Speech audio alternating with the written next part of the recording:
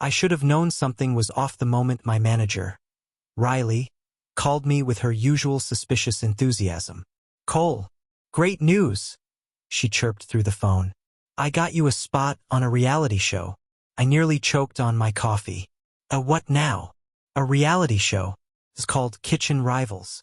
They pair up a chef and a critic to live together for a week, cooking and reviewing each other's food. It's a great PR move for you."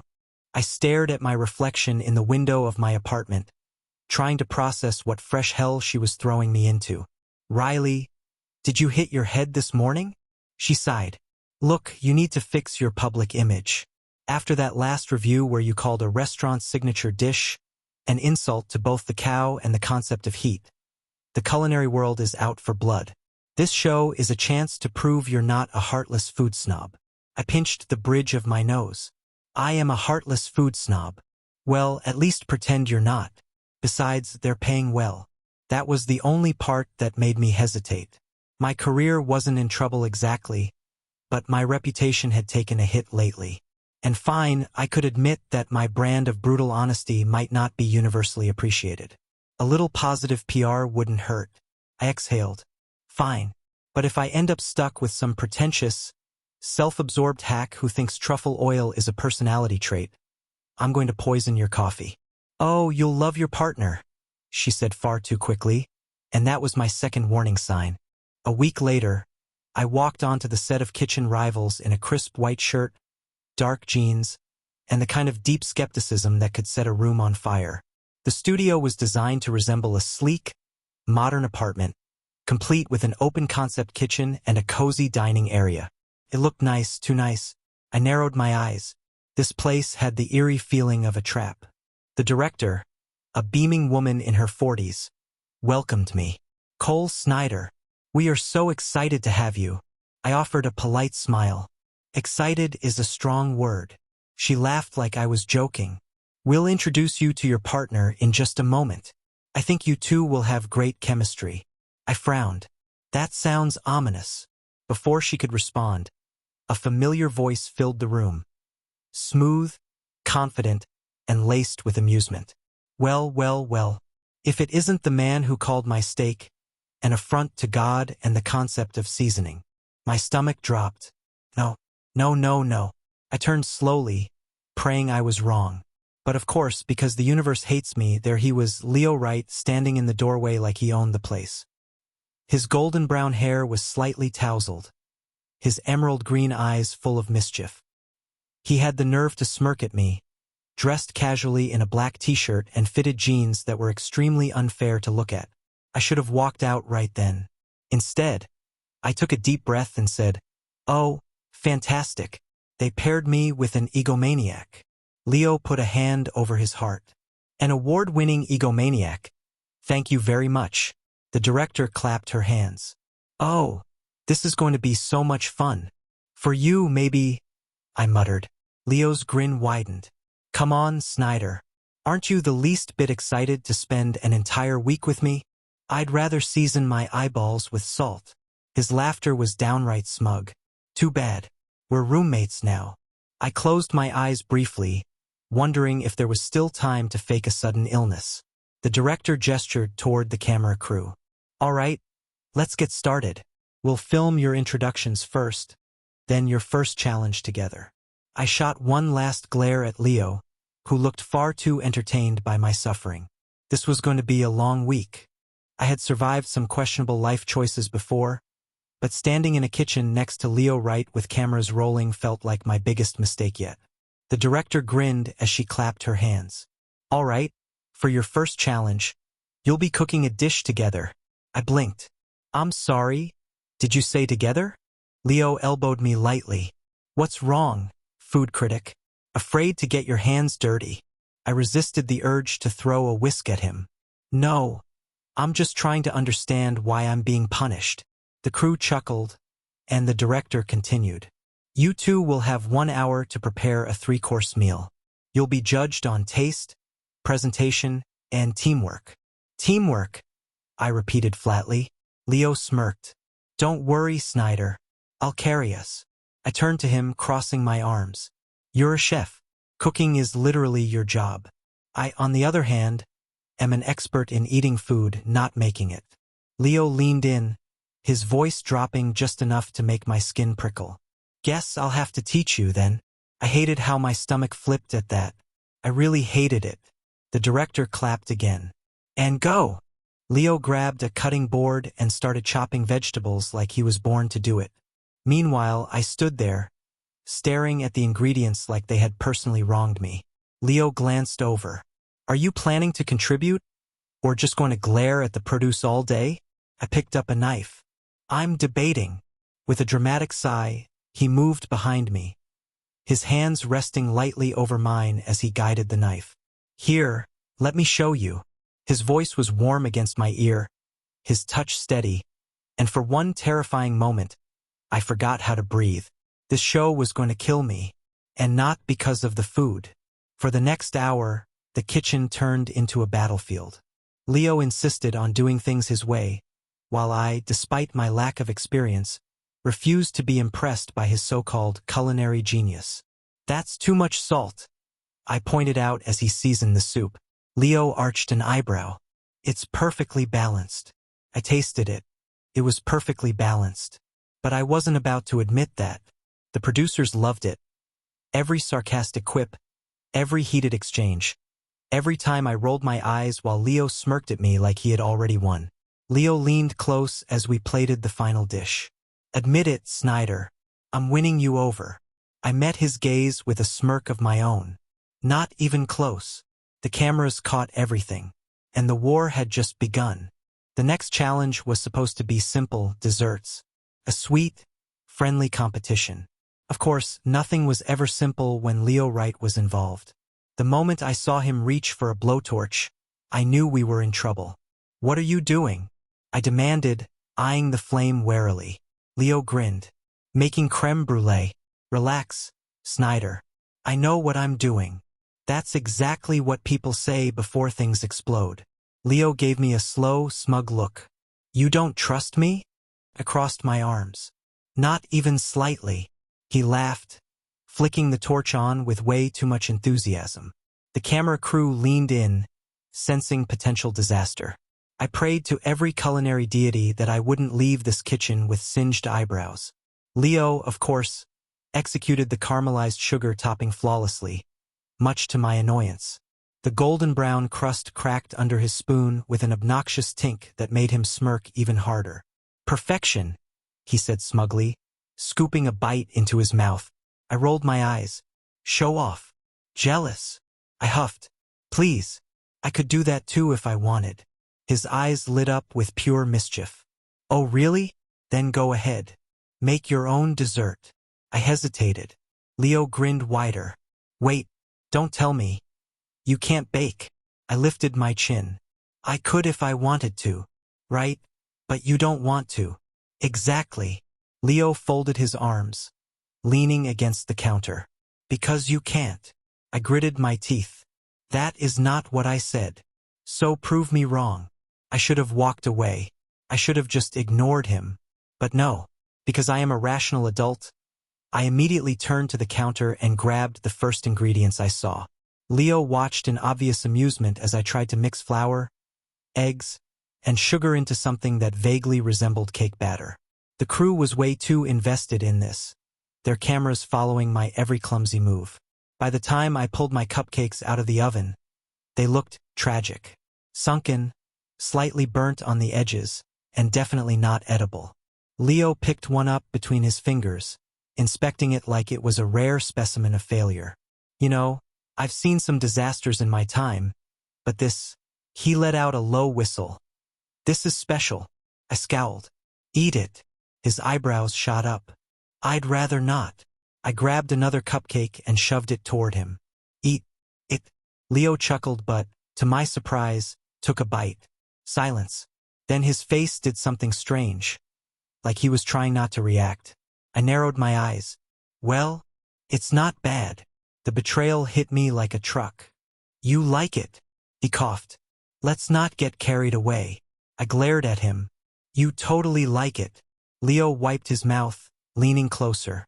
You wanted me to like it. I scoffed. Don't flatter yourself. But then, like a predator sensing weakness. Leo's smirk turned downright dangerous. So, you can't cook, but you can bake. I shrugged. I never said that. He tapped his chin. Which means, there must be something you actually enjoy making. I turned away. No idea what you're talking about. Leo studied me for a second before his gaze flicked to the ingredient counter. He slowly picked up a bar of dark chocolate, then sugar, then heavy cream. Realization dawned on his face. Oh my God!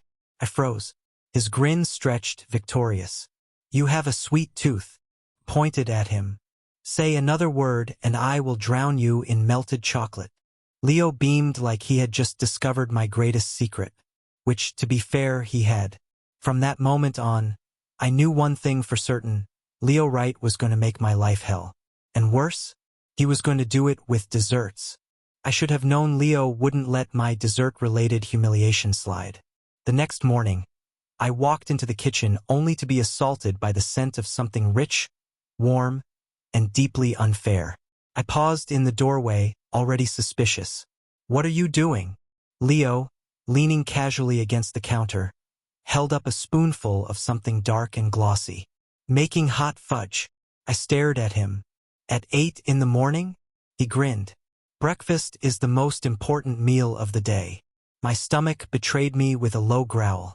Leo heard it, of course he did, and his smirk deepened. You want a taste?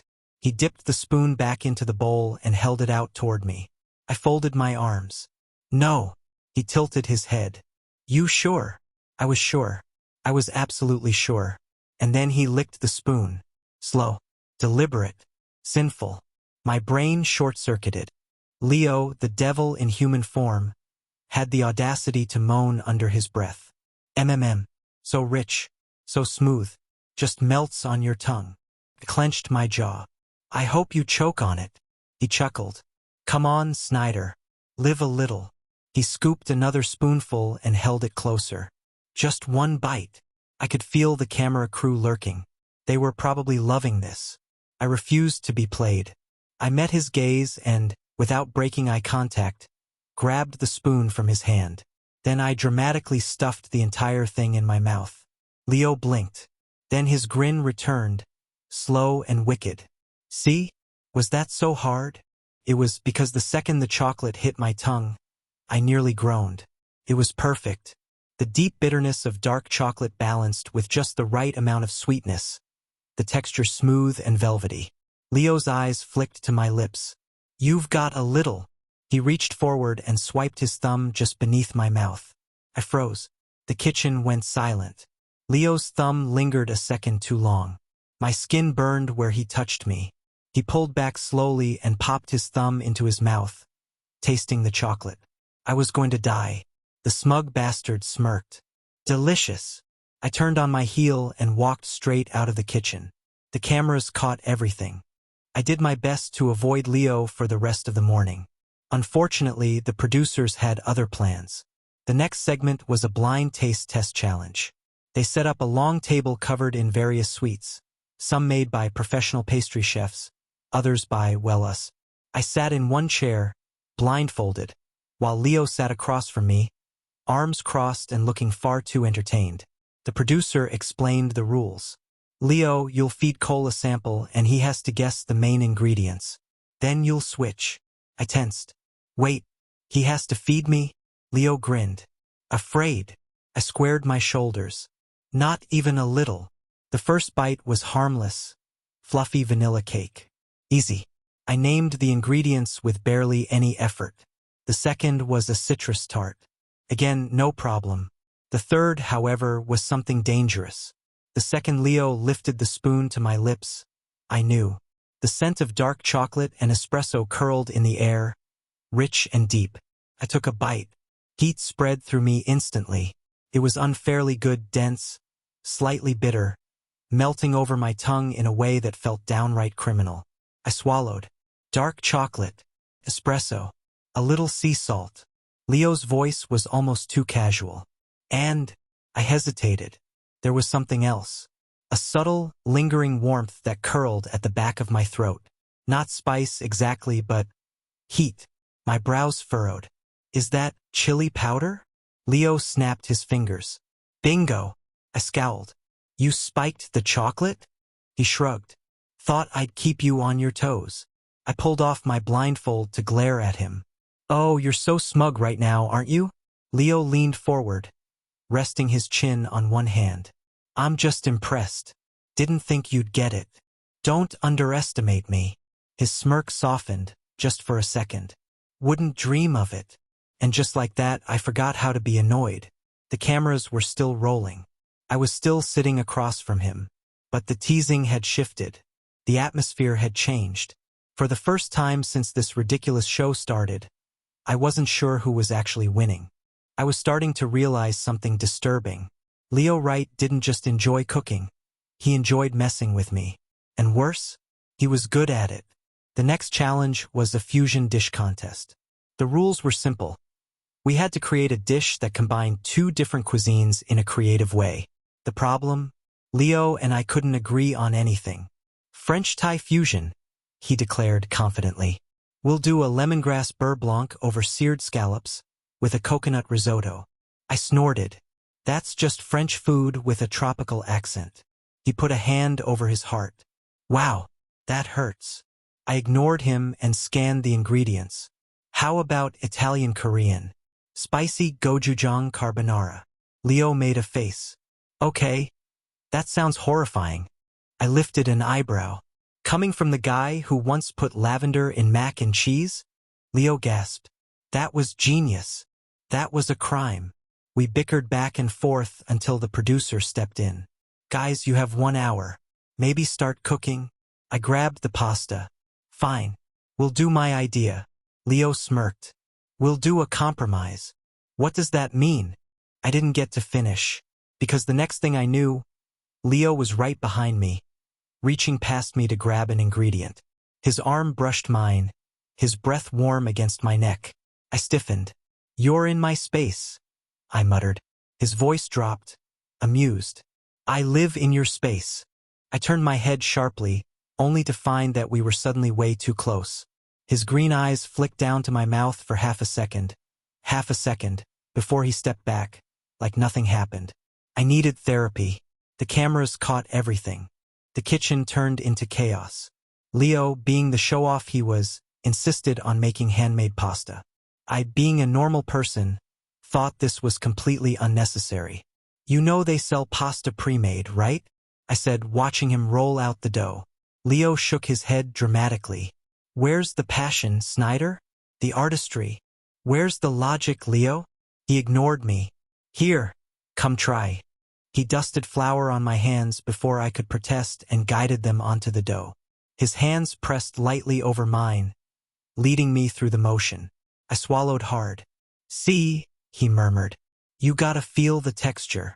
I absolutely did not need to feel anything right now. I yanked my hands back. Great. I'm enlightened. Now move.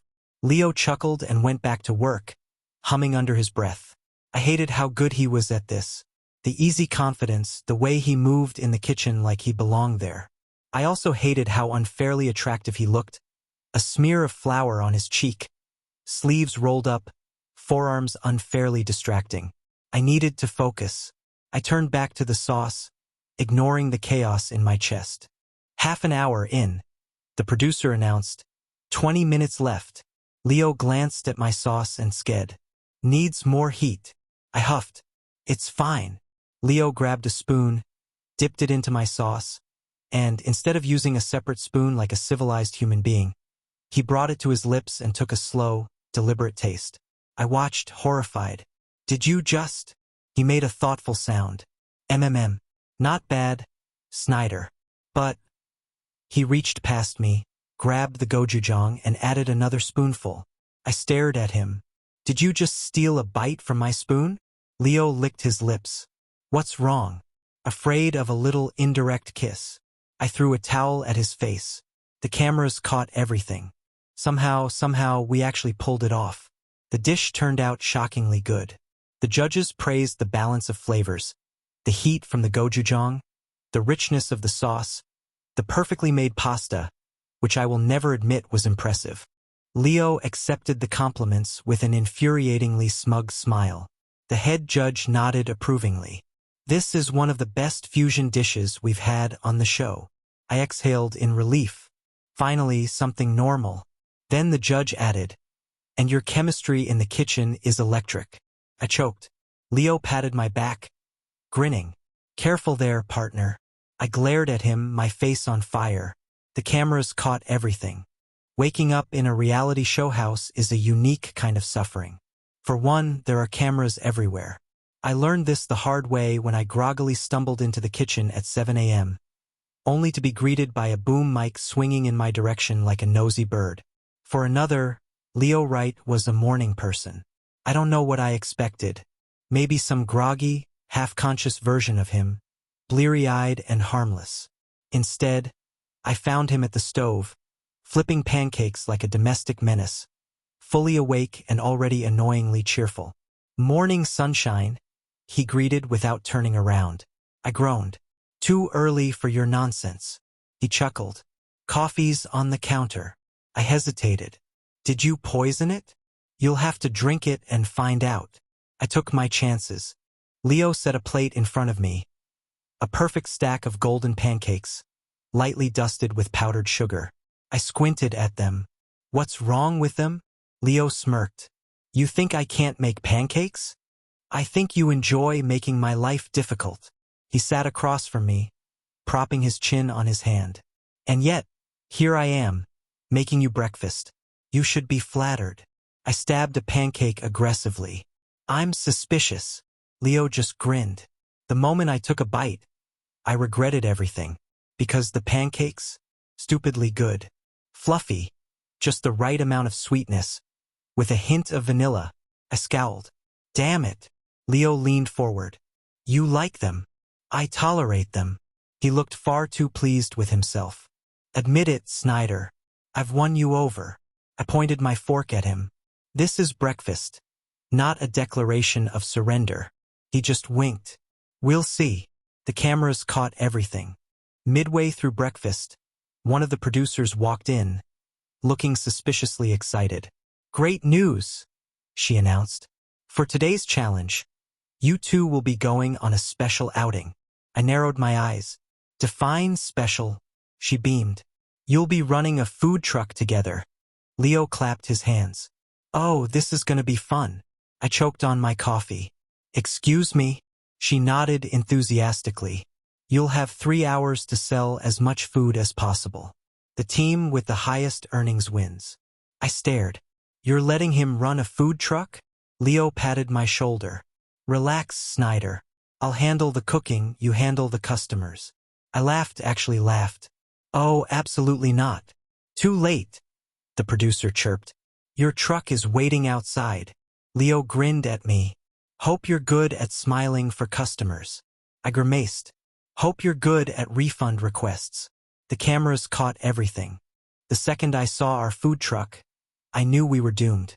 It was pastel blue, decorated with an obnoxious, oversized Kitchen Rivals logo on the side, and had a cute little chalkboard sign that read, Today's special, total chaos. Fitting.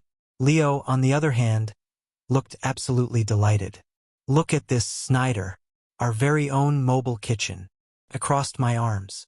Our very own death trap. Come on. Where's your sense of adventure? Buried under the knowledge that this is going to end in flames. He slung an arm around my shoulders. Then at least we'll burn together. The cameras zoomed in. The producers gave us a choice. One of us would be the chef handling all the cooking. The other would take orders and deal with customers. Before I could so much as blink, Leo slapped a hand over my mouth and announced, Snyder will be taking orders. I'll cook. I shoved his hand away. Excuse you. He gave me his best innocent smile. Oh, I just figured you'd be better at talking than handling sharp objects. I narrowed my eyes. You just don't want me anywhere near your precious kitchen. Guilty. The producers, of course, loved this. Leo started cooking immediately, flipping burgers and assembling fancy grilled cheese sandwiches like a show-off. I, meanwhile, was forced to smile at strangers.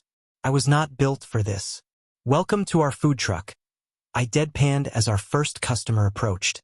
We're legally required to be here. The girl giggled. I'll take a grilled cheese, please. I turned toward the window.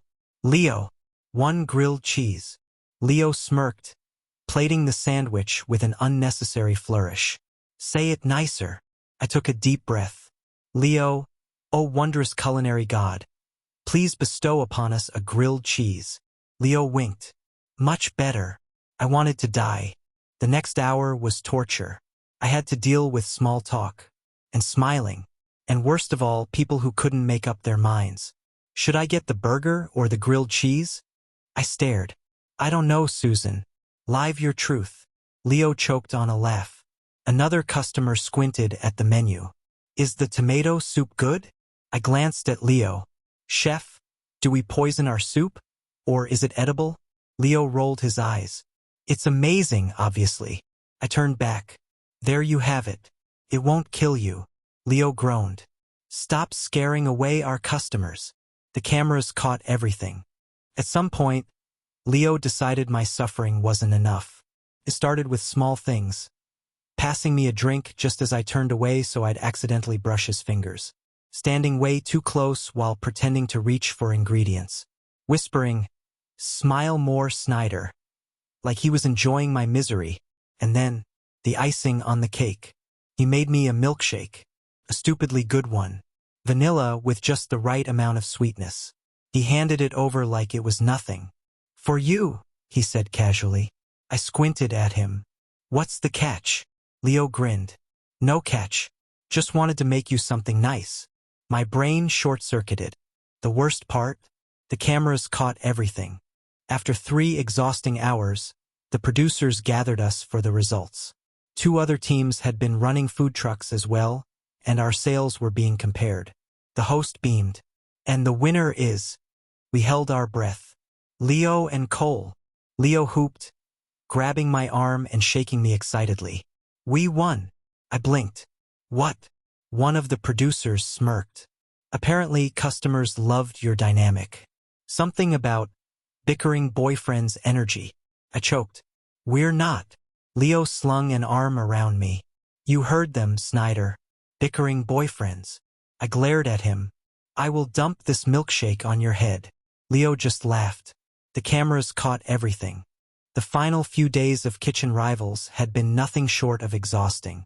Between the non-stop filming, forced challenges, and Leo's constant teasing, I was running on fumes. So, of course, the universe decided to throw one last disaster our way. It was supposed to be a simple challenge. The producers sent us to an old countryside market to gather ingredients for our final dish. But thanks to an unexpected storm and a broken-down production van, Leo and I ended up stranded inside a tiny, rustic storage cabin. With no power, no cell service, no way out. This is ridiculous, I muttered, pacing near the locked door. How does a production team lose 2 contestants? Leo leaned lazily against a shelf, watching me with way too much amusement. Maybe they decided we needed alone time. I shot him a glare. I'd rather be alone. Leo snorted. That's the most romantic thing anyone's ever said to me. I groaned and slumped against the wall. We're going to starve. Leo arched a brow. Are we? Apparently, yes, the universe hated me, but no, we weren't going to starve. Because in typical Leo-right fashion, he immediately took stock of our surroundings and declared, All right, let's cook. I blinked at him. With what, exactly? Our hopes and dreams. Leo smirked and gestured toward a dusty little gas stove in the corner, a few scattered supplies, and, miraculously, some ingredients the market owners had left behind. I can work with this, he said confidently. I crossed my arms. Is cooking your answer to everything? Leo grinned. Would you rather sit in the dark and sulk? That was my plan, yes? He just laughed and started working. I sat on an overturned crate, watching Leo move like he was born for this, calm, confident, completely in control. Even in the dim light, the flickering glow of the stove cast a warmth over him that made it really unfair how good he looked. You're staring, Leo murmured, not even looking up. I huffed. I'm observing. Sure. He smirked and stirred something in a pan. Lucky you, Snyder. You're about to have the best meal of your life. I scoffed. Bold assumption. He turned, leaning close, too close. Oh? Are you saying you won't like it? I met his gaze, refusing to back down. I'm saying you'd have to miraculously impress me. Leo chuckled, his voice dropping just enough to send a shiver down my spine. All right then, let's make a bet. I narrowed my eyes. What kind of bet? If you genuinely think it's bad, I'll admit defeat. But he stepped even closer, his breath warm against my skin. If you like it, even a little, you owe me something. I frowned. Like what? Leo smirked. A kiss. I choked. Excuse me? He grinned. If you hate it, you win. If you like it, I win. I should have refused. I should have laughed it off. But my pride wouldn't let me back down. Fine, I muttered. You're on. Leo's eyes gleamed. Good choice. Minutes later, he placed a steaming plate in front of me. A simple dish, nothing fancy, no excessive garnish. But the second the aroma hit me, I knew I was in trouble. I picked up a fork, hesitated, then took a bite. The flavors hit all at once. Deep, rich, perfectly balanced. It was comforting, familiar, like something made with genuine care. I froze. Leo watched me expectantly. Well, I chewed slowly, trying desperately to find something wrong with it. Nothing. It was annoyingly delicious. I swallowed. It's acceptable. Leo leaned in, his voice teasing. Just acceptable? Cleared my throat. Fine. It's good. He smirked. Say it properly, Snyder.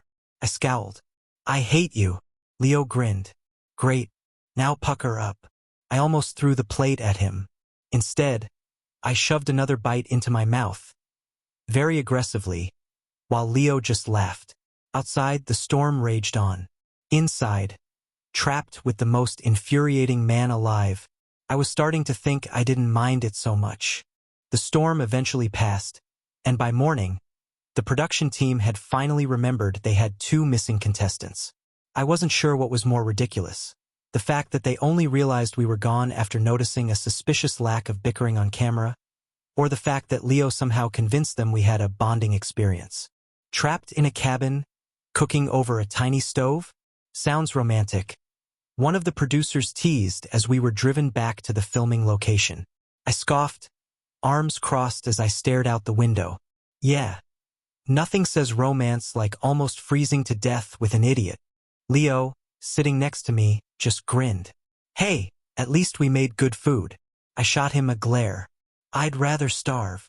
He chuckled, but his gaze lingered on me a second longer than usual. And maybe I imagined it, but something between us felt different. The last day of Kitchen Rivals arrived with an air of finality, and I should have been relieved. No more forced challenges. No more constant cameras. No more Leo right in my space. So why did I feel weird about it? All right, you too. The director clapped her hands, looking positively giddy. Time for the final review. Cole, you'll taste Leo's last dish and give your honest thoughts. I narrowed my eyes. Honest? She grinned. Well, honest enough to not start a war. Leo chuckled beside me, rolling up the sleeves of his chef's jacket. I'd love to see him try. A plate was set in front of me. A beautifully plated dish, elegant yet unpretentious. I picked up my fork, took a bite, and, damn it, it was perfect. Balanced, flavorful, undeniably Leo. I set my fork down slowly, schooling my expression into neutrality. It's fine. Leo smirked. Just fine. I scowled. Passable. The camera crew muffled their laughter, and the director beamed. And with that, Kitchen Rivals has officially wrapped. Applause erupted from the crew. I exhaled, a weight lifting off my shoulders. It was over, or at least it should have been. The show aired 2 weeks later. I expected a mixed response, maybe a few food critiques, maybe some people taking sides over our arguments. What I did not expect was the internet exploding with fan theories. Their chemistry is insane. Leo's smug little grins? The way Cole stares at him when he thinks no one's looking. Did anyone else notice how soft Cole got after the cabin incident? I nearly dropped my phone. What the hell? I scrolled through comment after comment, each one worse than the last. Enemies to lovers arc? I'm so here for it. They're totally into each other. The tension is unreal. I stared blankly at the screen. This is ridiculous. Riley, who had been watching from the couch, snorted. Is it? I turned to glare at her. Yes, obviously. She smirked. So you didn't spend half the show staring at Leo like he was a particularly frustrating puzzle? I snapped my mouth shut. That's not. She raised a brow. And you didn't let him feed you at least 3 times? I bristled. That was forced. She hummed. And the part where you blushed when he leaned in during that bet. Okay. Get out of my apartment. She cackled as she grabbed her coat. Sure. But just so you know, the internet's already decided. I groaned, slumping onto the couch as she left. This was a nightmare. A completely baseless, over-exaggerated, completely absurd nightmare. Right? The worst part wasn't the internet discourse. It was Leo, because ever since the show ended, he'd taken full advantage of it. Hey, come by my restaurant. Got a new dish for you to try. I made something spicy. Thought of you. And the worst one. Ever tried homemade tiramisu? I'll make you one. Just for you, Snyder.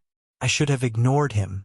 But somehow, every time, I found myself at his restaurant, sitting at the counter as he smirked from the kitchen. Strictly professional, I muttered to myself. Leo placed a plate in front of me, his eyes glinting with mischief. Sure, Snyder. Whatever you say. I picked up my fork, ignoring the way my heart did something stupid. This wasn't what it looked like, right? I wasn't avoiding Leo. That would imply I was thinking about him too much, which I wasn't.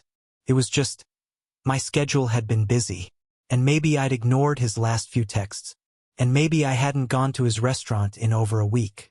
But that didn't mean anything, and it definitely didn't explain why I was standing outside his restaurant right now, debating whether I should go in or turn around and pretend I never came. Before I could decide, the door swung open. Leo leaned against the frame, arms crossed, looking entirely too smug. Took you long enough, Snyder. I scowled. I wasn't. He grabbed my wrist and pulled me inside before I could finish my excuse. The restaurant was empty, just dim lighting, soft jazz playing, and a single table set near the open kitchen. I narrowed my eyes. Where is everyone? Leo shrugged, guiding me to the table. Closed early. Convenient. He smirked. Very. I sat, watching as he moved effortlessly around the kitchen, rolling up his sleeves, lighting the stove, pouring wine into 2 glasses. Felt intimate. Too intimate. Cleared my throat. So, you kidnapped me for a meal. Leo chuckled. Call it a farewell dinner. I frowned. Farewell. He placed a dish in front of me. A single, beautifully plated dish. The name, elegantly printed on a small card beside it, made my breath catch. For Cole. I stared at it. Then at him. Leo just leaned against the counter, arms crossed, waiting. Go on. Try it. My fingers tightened around the fork. I picked up a bite, brought it to my lips, and, damn it, the flavors hit like a memory. Comforting, familiar, undeniably me. It was everything I liked, cooked to absolute perfection. I chewed slowly, my chest tight. I was already lost. I set my fork down, exhaling. You're impossible. Leo smirked. And you're predictable. I scoffed, shaking my head. You named a dish after me? He leaned in, his voice dropping. I made a dish for you. I swallowed hard. The air between us was thick with something unspoken, something heavy. Leo stepped closer, bracing his hands on the table, effectively caging me in. His scent, smoky, warm, intoxicating, curled around me. His voice was softer now. Still going to pretend you don't want this? I should have pushed him away. I should have made some snarky remark. Instead, I grabbed him by the collar and pulled him down into a kiss. The moment our lips met, it was over. Leo didn't hesitate. His hands cupped my jaw, fingers threading into my hair as he deepened the kiss, pressing me back against the table. It was hot, electric, weeks of tension snapping in an instant. I gasped against his lips, and he took full advantage, tilting my head back, devouring every sound I made. Damn him. Damn me. I was supposed to be the composed one, the one in control. But here I was, gripping his shirt, letting him kiss me like he'd been waiting his whole life for it. When we finally pulled apart, I was breathless, my heart pounding. Leo grinned, his forehead resting against mine. So, you like the dish? I huffed out a shaky laugh. You would make this a competition. He chuckled, voice warm.